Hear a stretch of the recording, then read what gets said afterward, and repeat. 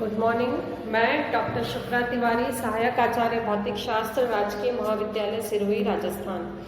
आज हम BSc third year physics का first paper quantum mechanics, atomic and molecular physics में अगला टॉपिक पढ़ेंगे, spectrum of monovalent and divalent atoms, part third. पिछली क्लासेस में हमने different types of quantum numbers के बारे में पढ़ा था। हमने इलेक्ट्रॉन के क्वांटम नंबर्स के बारे में पढ़ा था और अब हमने एटम्स के क्वांटम नंबर के बारे में पढ़ा था। हमने ये भी पढ़ा था कि orbital angular momentum, spin angular momentum क्या होते हैं और किस तरह से ऑर्बिटल एंगुलर मोमेंटम और स्पिन एंगुलर मोमेंटम कंबाइन होकर टोटल एंगुलर मोमेंटम देते हैं। अब हमारे पास है coupling schemes. So far we have discussed the state and hence the quantum number of single electron alone. अभी तक हमने ये पढ़ा है कि सिंगल इलेक्ट्रॉन के क्वांटम नंबर्स क्या होते हैं और वो कैसे हमें मिलते हैं। Considering the state of the atom as a whole, we have to suitably combine the vectors connected with the individual electrons. हमें किसी एटम की एज अ होल स्टेट निकालने के लिए हमें ये करना होता है कि इंडिविजुअल इलेक्ट्रॉन्स के क्वांटम नंबर्स या इंडिविजुअल इलेक्ट्रॉन्स के वेक्टर्स आपस में कैसे कंबाइन होते हैं। The resultant vectors are then to be replaced by the capital letters L and S J as the different states of the atom by S P D and F etc. अगर हम different atoms के quantum numbers निकालना चाहते हैं तो different उसमें जितने भी एटम्स हैं उनके L, S और J कंबाइन होके हमें एटम्स की डिफरेंट स्टेट्स देते हैं, जिसको कि हम S, P, D और F से रिप्रेजेंट करते हैं। The rules of spatial quantization apply to the resultant vectors as well. जो स्पाशियल क्वांटाइजेशन का रूल है वो भी हमारे पास रिजल्टेंट वेक्टर पे अप्लाई होता है। There are a number of ways known as the coupling schemes by which we can combine the different vectors to give the resultant one. हमारे पास बहुत अलग अलग तरह की स्कीम्स हैं जिससे कि हम डिफरेंट वेक्टर्स को कंबाइन करते हैं और हमें रिजल्टेंट वेक्टर मिलता है। Specifying the state of the atom, जिससे कि हम एटम की स्टेट को स्पेसिफाई कर सकते हैं। The coupling schemes to be followed depends upon the interaction among the different vectors of the individual electrons. जो coupling schemes हैं वो डिपेंड करती है कि डिफरेंट इंडिविजुअल इलेक्ट्रॉन्स के डिफरेंट एटम्स के बीच में इंटरेक्शन किस तरह से है और वो कैसे कंबाइन होते हैं। Usually two types of coupling schemes are the most common, the Russell's RS coupling scheme and और जिसको कि जो RS coupling scheme and JJ coupling scheme. First coupling scheme है LS coupling scheme. The scheme also known as normal coupling is the most frequent one. जो LS coupling scheme है जो कि Russell ने दी थी वो मोस्ट कॉमन कपलिंग स्कीम भी कहलाती है। In this scheme the several S vectors of the individual electrons combine to give a resultant S vector.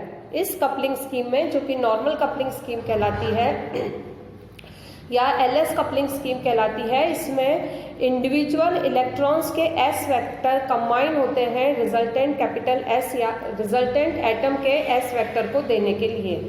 तो इसी तरह से इंडिविजुअल इलेक्ट्रॉन के L वेक्टर्स कंबाइन होते हैं एटम के L वेक्टर को देने के लिए।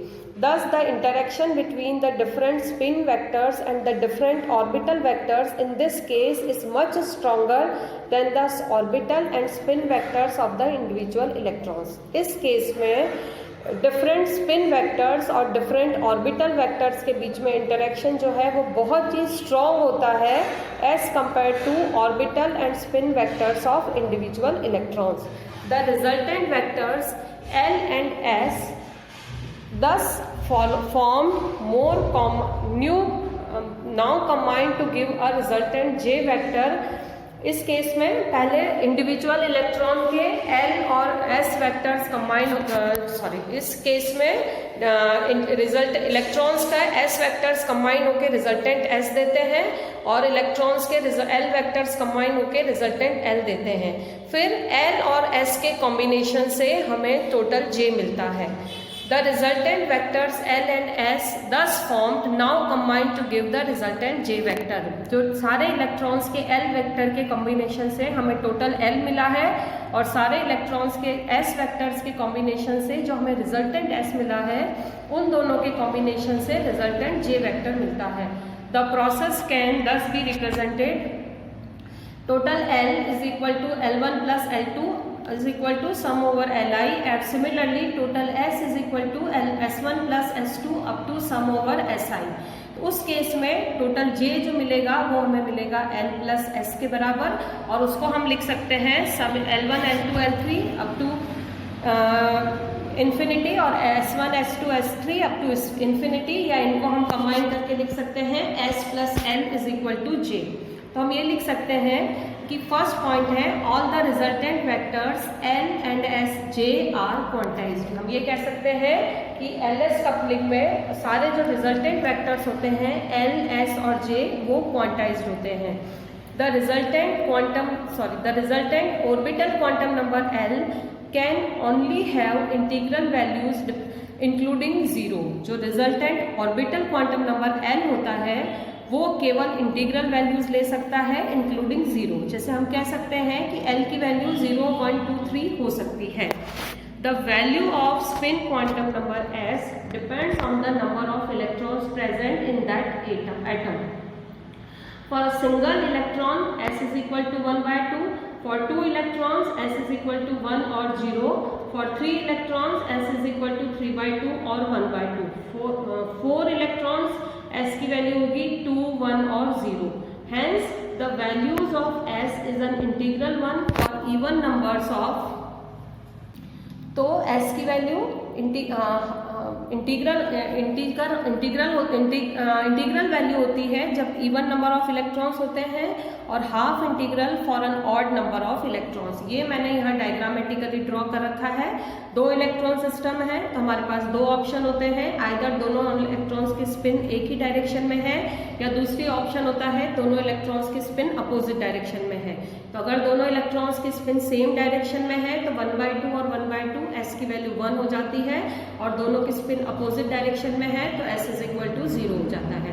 3 इलेक्ट्रॉन सिस्टम के लिए हमारे पास 2 ऑप्शन है, तीनों की स्पिन सेम डायरेक्शन में है तो S इज इक्वल टू 3/2, और दूसरा ऑप्शन हमने डायग्रामेटिकली ड्रॉ कर रखा है कि 2 इलेक्ट्रॉन की स्पिन सेम डायरेक्शन में है और तीसरे इलेक्ट्रॉन की स्पिन अपोजिट डायरेक्शन में है। तो उस केस में हमें S की वैल्यू मिलेगी 1/2। 4 इलेक्ट्रॉन सिस्टम के केस में हमारे पास 3 ऑप्शंस होते हैं, तीनों इलेक्ट्रॉन्स की स्पिन सेम डायरेक्शन में है तो S की वैल्यू हो जाएगी 2। 3 इलेक्ट्रॉन्स की स्पिन सेम डायरेक्शन में है और चौथे की अपोजिट डायरेक्शन में है तो S की वैल्यू हो जाएगी 1, और 2 की अप है और 2 की डाउन है तो S की वैल्यू हो जाएगी 0। 4 इलेक्ट्रॉन के सिस्टम के केस में हमारे पास S की 3 चॉइस होती है, S is equal to 0, S is equal to 1 and S is equal to 2। The value of resultant quantum number J should also depend upon the number of electrons. In the case of even number of electrons, both L and S having integral values, J can also have integral values. हमारे पास जो resultant total quantum number J है उसकी भी value depend करती है कि number of electrons even है तो L और S दोनों की इंटीग्रल वैल्यू होगी, तो उस केस में J की वैल्यू भी इंटीग्रल होगी।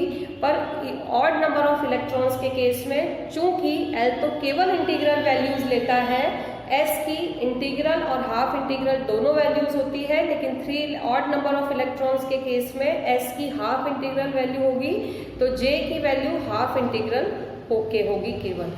J must always have a positive value since it represents the total angular momentum of the atom। लेकिन J की वैल्यू हमेशा पॉजिटिव होगी क्योंकि वो सिस्टम के टोटल एंगुलर मोमेंटम को रिप्रेजेंट करता है। अगली कंडीशन जो हम इससे निकाल सकते हैं, if L is greater than S, the possible values of J are 2S plus 1, but if L is less than S, the values are 2L plus 1। मैं पहले भी आपको बता चुकी हूँ कि दो क्वांटिटी 2S plus 1 जो है वो मल्टीप्लिसिटी ऑफ गिवन स्टेट्स को रिप्रेजेंट करती है और इसकी वैल्यू ऑर्बिटल क्वांटम नंबर से पे डिपेंड करती है। If L is equal to 0, J can have only 1 value जो कि J is equal to S के बराबर होती है। For example if L is equal to 2 and S is equal to 1, तो यहाँ L is greater than S की condition satisfy कर रही है, इसीलिए 2S प्लस 1 जो है वो हमारे पास 3 वैल्यू होगी, मतलब इस स्टेट की मल्टीप्लिसिटी 3 होगी।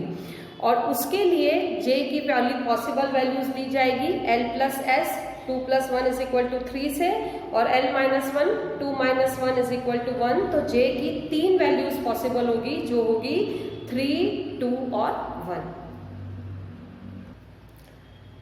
सिमिलरली हम एक दूसरा एग्जांपल लेते हैं। अगर L इज इक्वल टू 2 है और S इज इक्वल टू 3/2 है, तो यहाँ पर भी कंडीशन है L is greater than S, तो J की वैल्यूज 2S प्लस 1 से दी जाएगी, तो 2 into 3/2 plus 1 is equal to 4, मतलब है कि इस केस में J की 4 वैल्यूज पॉसिबल होगी, और वो दी जाएगी L प्लस S से लेके L माइनस S के बीच की सारी वैल्यूज। तो L प्लस S हमारे पास होगा 2 plus 3/2 which is equal to 7/2, और L माइनस S होगा 2 माइनस 3/2 इज इक्वल टू 1/2। इसका मतलब है कि J की हाफ इंटीग्रल वैल्यूज पॉसिबल है 7/2 से लेके 1/2 की, तो हम लिख सकते हैं 7/2, 5/2, 3/2 एंड 1/2। ये कपलिंग स्कीम होती है LS कपलिंग स्कीम, जो कि रसल ने दी थी। इसको नॉर्मल कपलिंग भी कहा जाता है। इसमें इंडिविजुअल इलेक्ट्रॉन्स के L या ऑर्बिटल एंगुलर मोमेंटम कंबाइन होते हैं, इंडिविजुअल इलेक्ट्रॉन के स्पिन एंगुलर मोमेंटम कंबाइन होते हैं, और फिर उसके बाद उनके इंटरेक्शन से टोटल एंगुलर मोमेंटम हमें मिलता है। अगला है जो कपलिंग स्कीम है वो कहलाती है द JJ कपलिंग स्कीम।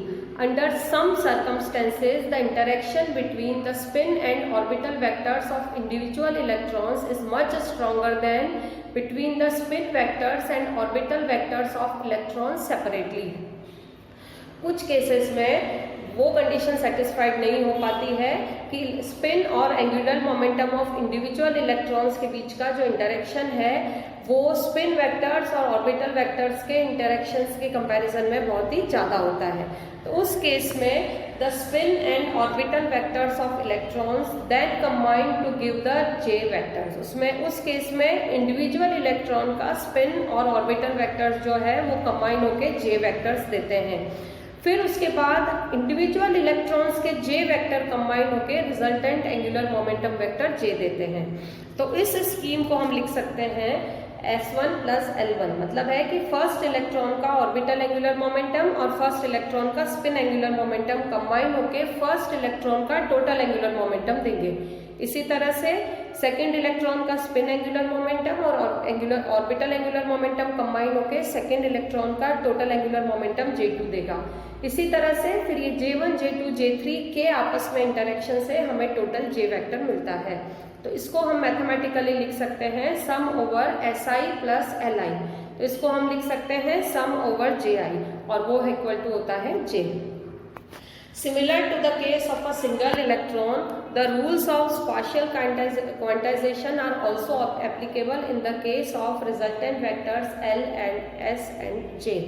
हम ये कह रहे हैं कि सिंगल इलेक्ट्रॉन के सिस्टम की तरह से स्पाशियल क्वांटाइजेशन का रूल जो है यहाँ पर भी एटम के लिए भी L, S और J के लिए एप्लीकेबल होते हैं। The permitted orientations of these vectors from the field directions being 2L plus 1, 2S plus 1 and 2J plus 1 respectively, the resultant or total magnetic quantum number ML, MS and MJ can take the same number of values। Spatial quantization का rule जिस तरह से electrons के लिए single atom के लिए applicable है, उसी तरह से यहाँ पर भी एप्लीकेबल है, और ये वेक्टर्स जो हैं वो फील्ड डायरेक्शन के साथ 2L plus 1, 2S plus 1 और 2J plus 1 वैल्यूज ले सकते हैं। In the case of single electron system, however, we have L is equal to L, S is equal to S and J is equal to J। JJ coupling is very rare and is found especially in heavy atoms। LS coupling ज़्यादातर atoms में LS coupling follow होती है, JJ coupling बहुत ही rare है और specially वो heavy atoms में ही मिलती है।